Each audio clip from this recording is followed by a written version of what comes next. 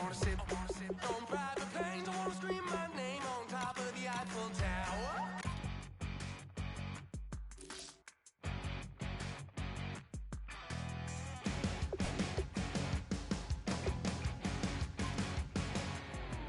You're a crack at dawn, Monday morning coffee, strong, pouring everything you got into a pit.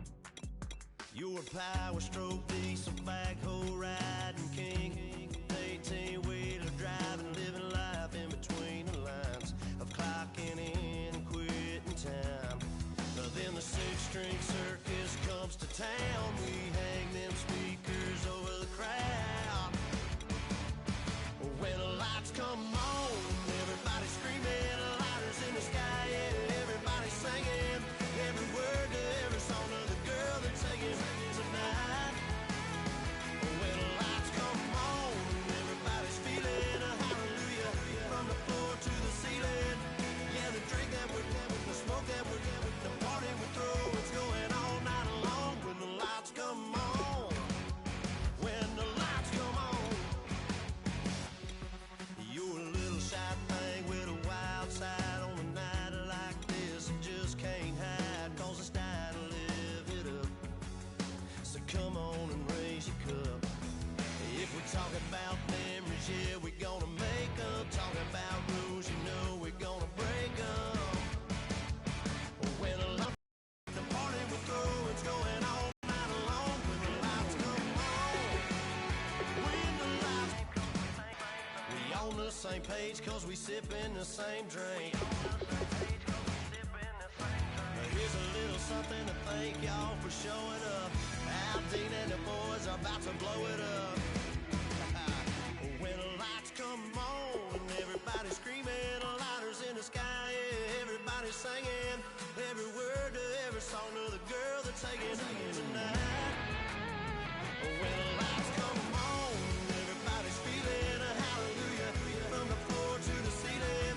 Yeah, the drink that we're having, the smoke that we're having, the party we throw, it's going all night long. When the lights come on, when the lights come on, your buzz blowing it up, it's going all night long. When the lights come on.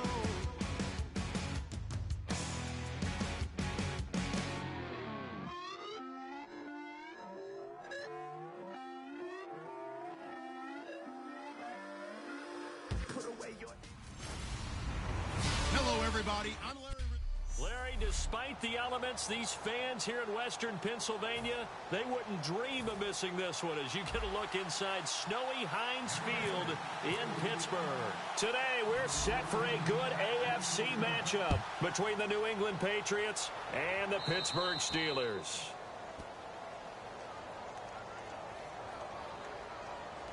Free kick out of bounds. Kicking team. And oh, he kicked it out of bounds. That's a big penalty. And this is where the rest of the team turns and stares at the kicker and says, you have one job, execute it.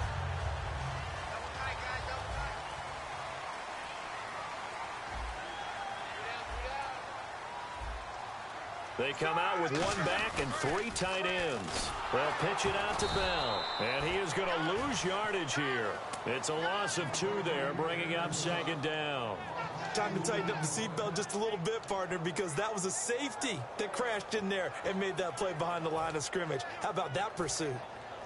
It's already 2nd and 12. The defense hoping to push them back more.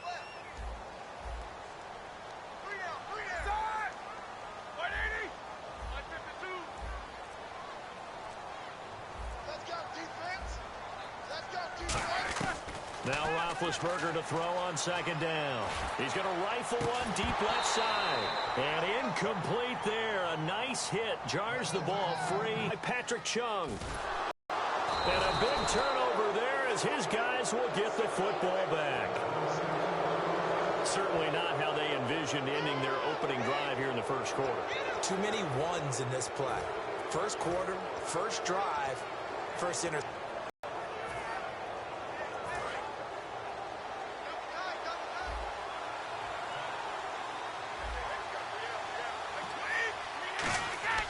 So after the INT, it's Brady. And his first look is incomplete. Martellus Bennett, the intended receiver.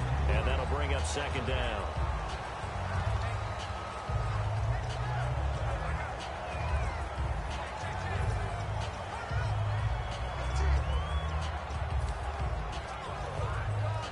Second down here after the incomplete pass.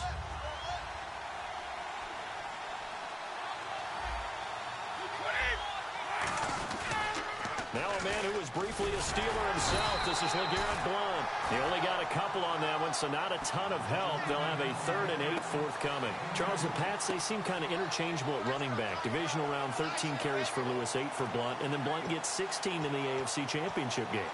Most teams in the NFL are identity teams. This is our identity. This is what we do. Whether they throw it, whether they run it, they stay consistent. They do that all the time.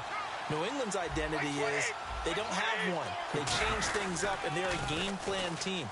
Depending on what they expect to get from the opposition, that's how they get ready each and every week, and it may feature different guys in different games. And the game plan is working. Well, for Dion Lewis, 3 touchdowns against Houston in the divisional round. That was great. Everyone was talking about him, but just 8 carries, 11 yards in the win over Pittsburgh. And we did talk about it a little bit.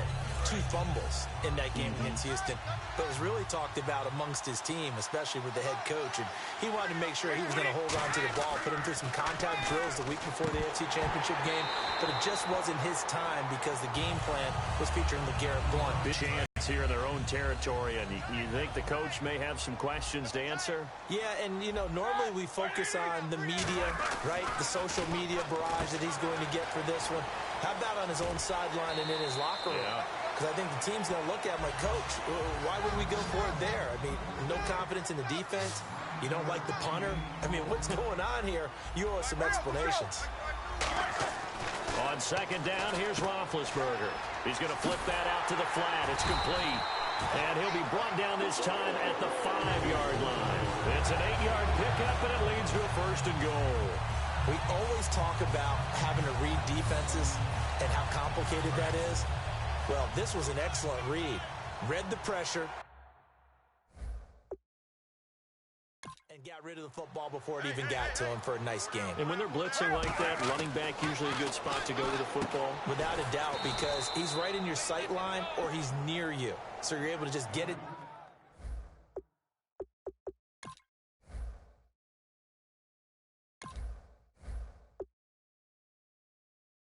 To him easily, and once he gets in space, that's usually a good matchup for him. Really good defensive effort. They were all over that little swing pass out to the right side before lost yardage. Terrific read, better execution, and done with a lot of enthusiasm, wasn't it? Absolutely. They saw it all the way, ran to the football, and caused a nice play for lost yardage. Throwing again, it's Roethlisberger. They'll set up the screen. This is Williams. It's a loss of 7. And now it's 3rd down. And that screen there on second down certainly didn't develop how they had hoped. Is that one they should have even tried, or is that one the quarterback sticks in his pocket? I think the latter. I like what you said there, because trying it is one thing. We can second-guess just about every call. But in this case, when you realize that it's breaking down, just throw it at the feet of your intended receiver so that no one can pick it off, right? You don't have the ball tipped up in the air, and you come back and try and pick up the 1st down on 3rd down. That way you don't lose any yardage. They dialed up the screen pass on 3rd down, and for a second it looked like it was all going to come together, and they had a chance to pick up a 1st down, but the defense got there and finished it off. Easy.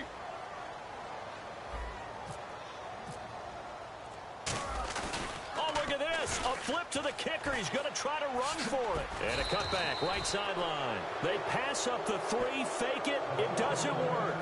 I actually like the fake, all right? They gave it a shot. This is one of those plays where you really think you're going to fool people, because he shoveled it off to the kicker, and he was going to try and get it running.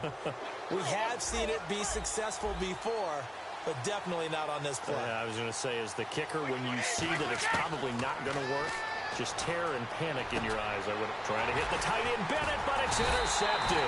Picked off by Lawrence Timmons. And they're going to take over right there at the 22-yard line. Well, this win is definitely going to be a factor as this game goes along. He's throwing straight into it here in the 1st quarter, and the ball fluttered on him a little bit. They'll definitely have to file that one away and make a mental note of it. And a great spot to start this drive from here. They go play action here. Under a heavy rush, and down he goes. Shea McClellan coming in from that outside linebacker spot to bury him for a loss of 7. Back with Charles Davis, Brandon Gaudin. It's Steeler football to begin quarter number 2, but they face a 2nd and long to start things out.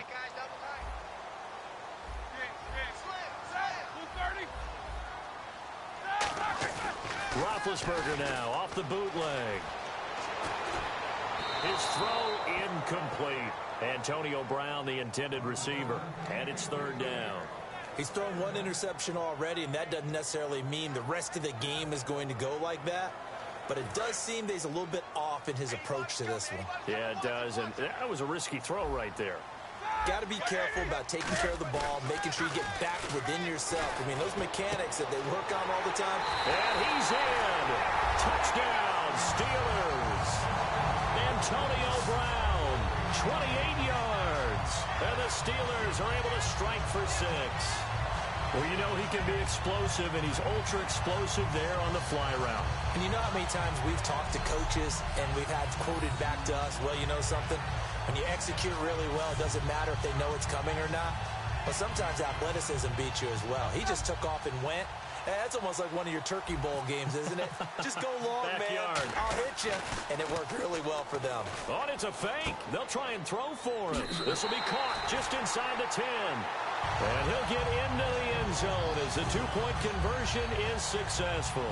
And that's something you almost never see nowadays. When you fake it, you're at the 15-yard line on a PAT as opposed to just going for it from the 2. I'm sorry. I know they got it, and congratulations to them, but it's just not a good play. I mean, the risk-reward is really off the charts, not in your favor. Run your offense out there. Put it on the 2-yard line if you want to go for 2. But I'll be darned. They ended up getting that one, didn't they? The Steelers defense, we watch them get set to go. And the interception the last time they were out there ended up leading to a touchdown. So the only thing they didn't get really was the pick 6. Because that's what everyone wants. Take it immediately to the end zone. But their offense capitalized on the takeaway and turned it into the 6 points they were looking for. Yeah, set them up pretty, got the touchdown. Now they're back out there defensively. Well, we're not playing 3 yards in a cloud of dust football anymore. I kind of get why those old school coaches sometimes didn't want to throw the football. Because if it's popped up in the air, it almost turns into slow motion, and both sides trying to get to the football, and you're holding your breath wondering whether it's going to go good or bad for your team. 2nd down now after the incompletion.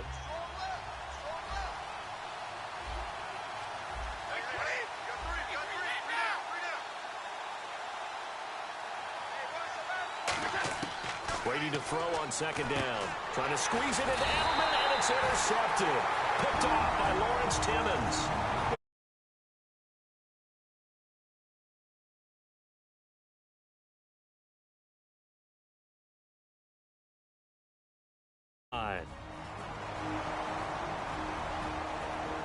And now following that timeout, the defense back out onto the field.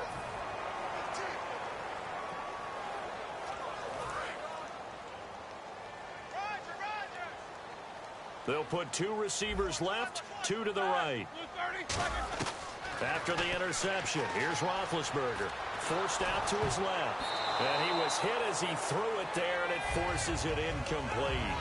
Brandon, one thing we run into in sports all the time is people discussing whether teams achieved all that they can achieve. And for the Atlanta Falcons in recent years, I think a lot of people thought they were underachievers. They erased that with this year's playoff run to the Super Bowl. Yeah, last year had the hot start to the season, petered out, and just when they've been able to get to the playoffs, haven't been able to get over that proverbial hump. I think they're over that hump. Yeah, I think in this recent run, and this is what I'm talking about maybe since about 2000. Trying for Brown, and it's intercepted. Picked off by Eric Rowe. And he's able to bring it up 5 yards shy of midfield to the 45-yard line.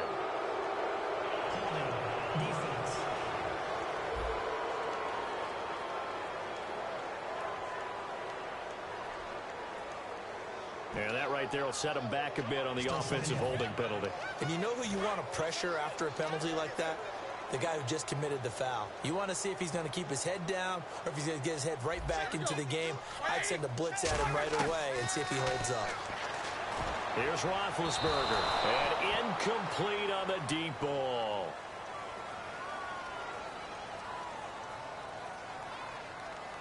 Pass interference. Defense.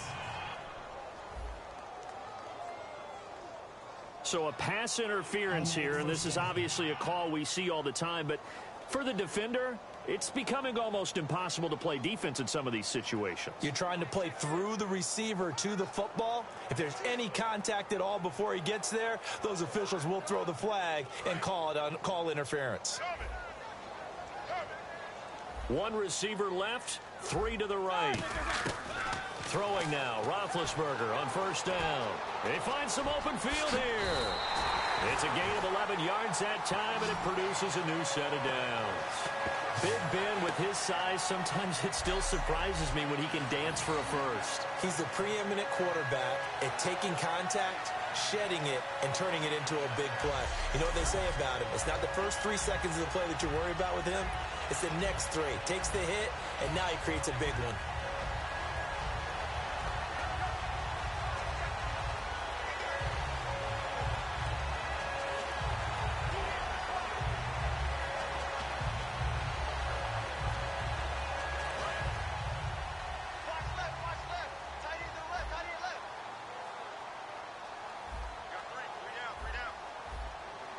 Brown, the lone receiver, left.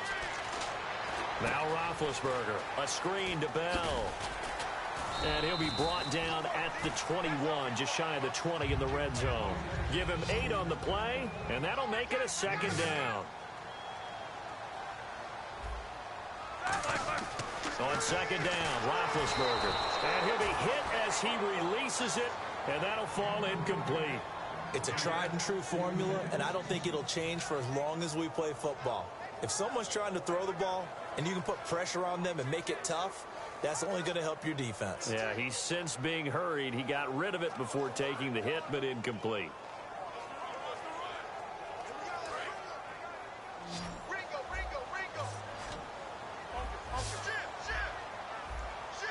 Looks like a nickel set here defensively on 3rd and 2. Yeah, maybe expecting a throw.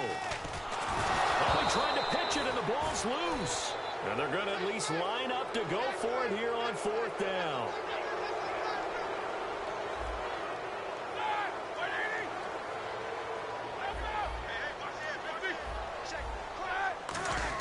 They'll try and throw for it with Roethlisberger. And it is incomplete. Boy, it looked like he had it and dropped it. And the Patriots defense is going to take over on down. Brandon, Super Bowl 33 saw Atlanta take on Denver, and they were led, of course, by John Elway at quarterback. Here we are now with Super Bowl 51, and Atlanta back in the Super Bowl. This time, they get Tom Brady. They don't catch a break at the quarterback position, do they? Couple Hall of Famers. Yeah, it's not going to be easy. That last one was in Miami. This time, of course, in Houston. We'll see if they have better luck this go-around. Well, the one thing Atlanta has in their favor this time,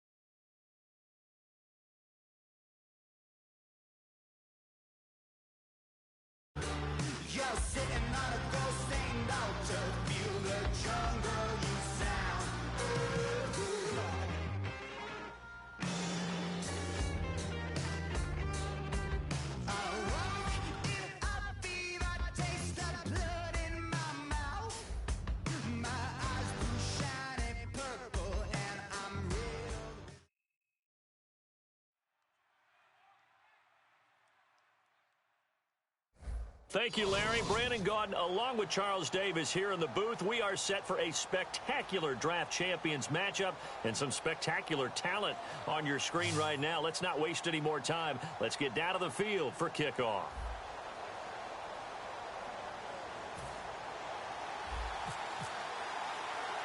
And it's the birth of a new club as we're underway in draft champions.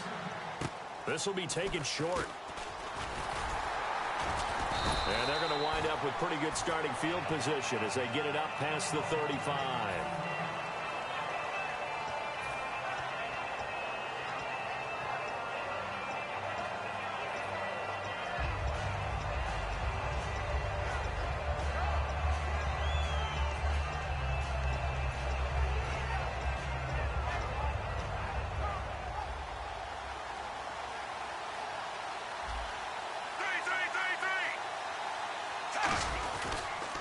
Now the first carry for LaShawn McCoy.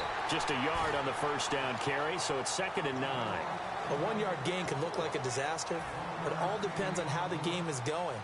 Is it a series of 1-yard gains running the ball? If that's the case, you might have to start thinking about throwing it a little bit more. But if it's just the occasional 1-yard run, hey, congratulations to the defense. They won that one. Come back and get them the next time. Mike Evans, the one he was looking for. And that'll make it 3rd down. There are a good number of coaches that any time they call an in route are really worried about the play because there's so much traffic ordinarily. And he fires one that's intercepted. Picked off by Stevie Brown. And they'll start with great field position at the 41-yard line. That could be a downside of putting together a team in draft champions week 1. It's early. You might have some of these mistakes. You're exactly right, because it does take time to build chemistry, trust, right? Understanding where guys are going to be. And I think that's what led to the interception. They just don't know each other well enough yet. That should build up as the season goes on. Completion was given up, but that's why you play zone defense, so that you can have people around the ball when it's caught, and you don't give up much run after the catch. 3 yards to go here on 2nd down. Hurry up, here we go. 319. 319. To throw on 2nd is Simeon. A hit as he throws there, incomplete. The tight end Julius Thomas, the intended target, and it's 3rd and short. The good signal callers would never go back in the huddle and play the blame game because they need those guys to protect him. But on that last one, his offensive line, they lost their leverage very quickly, and that's why they were able to get to him and hit him as he tried to throw the football and force an incompletion. It's a gain of 4 there, and it gives him a new set of downs.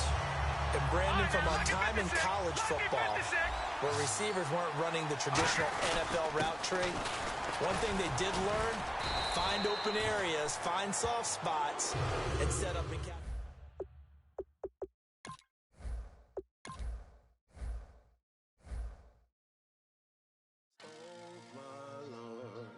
The light is going down and the week is here. Save my soul. I can feel it coming, troubles in the air. Oh my Lord, the light is going down and the week is here. Save my soul. Who's on with me? Who's on with me?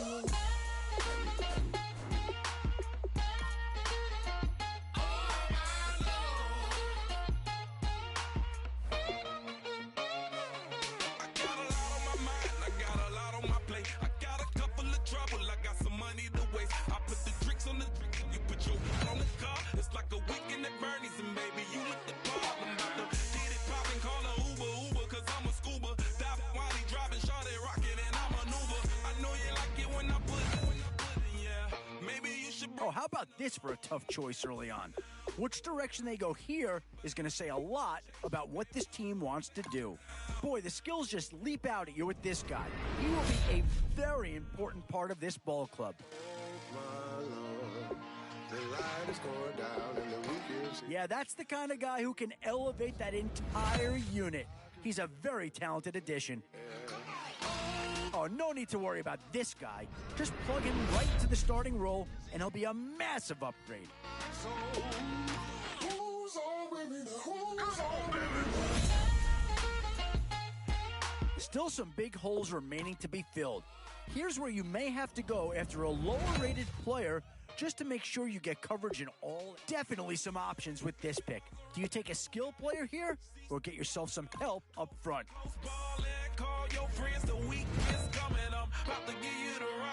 Yeah, here's a spot where the fan base would be clamoring for a skill player. But do you listen to them or go after someone who can help you up front?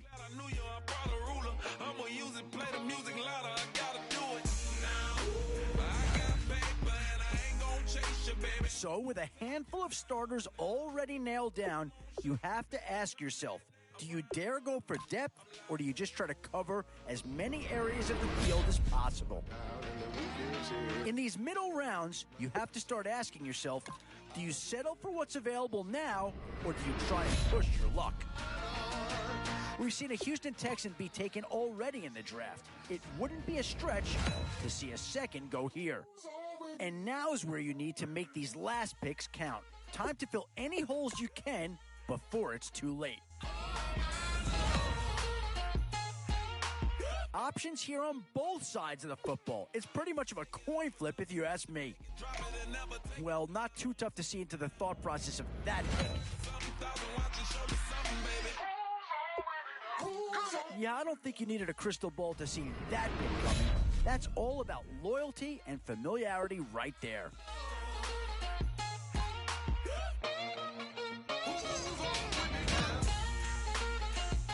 A bit of a dilemma with this threesome. Which side of the ball do you turn your focus to here?